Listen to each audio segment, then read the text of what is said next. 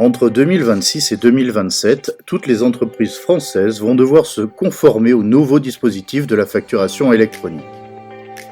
Nous allons décrypter avec vous ce qui va changer concrètement dans la vie d'un entrepreneur. À partir de septembre 2026, je reçois des factures électroniques. Pour toutes les entreprises, il sera obligatoire de recevoir des factures électroniques dès le 1er septembre 2026.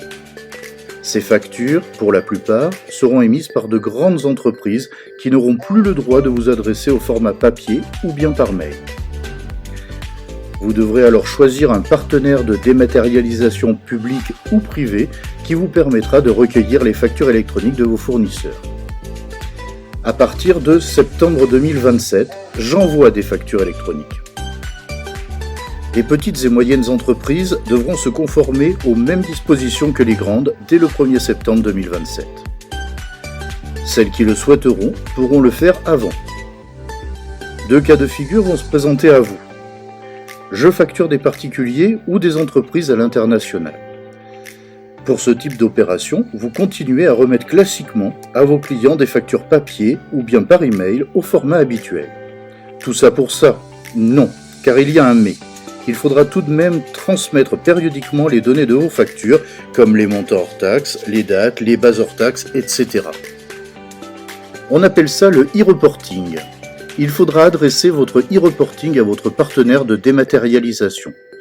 Vous pourrez choisir entre le format public de facturation, PPF, alias Chorus Pro, gratuit, ou une plateforme de dématérialisation privée, PDP, payante. Mais alors, pourquoi payer? Probablement pour bénéficier d'un service de meilleure qualité avec un bouquet de services numériques associés. Deuxième cas de figure, je facture des entreprises ou des administrations publiques françaises. À partir du 1er septembre 2027, fini les mails, fini les factures papier. On appelle ce fonctionnement l'e-invoicing. Vous devrez adresser une facture électronique à votre partenaire de dématérialisation publique ou privée. Et c'est un peu normal puisque le principe est prévu pour permettre de faire transiter toutes les informations par ces opérateurs qui ont pour charge de contrôler et de transmettre les factures aux partenaires de votre client, mais aussi et surtout à l'administration fiscale qui se délectera de vos informations de TVA. À ce propos, c'est quoi une facture électronique? Les formats de facture électronique, il en existe trois. L'UBL, le C2I et la facture X.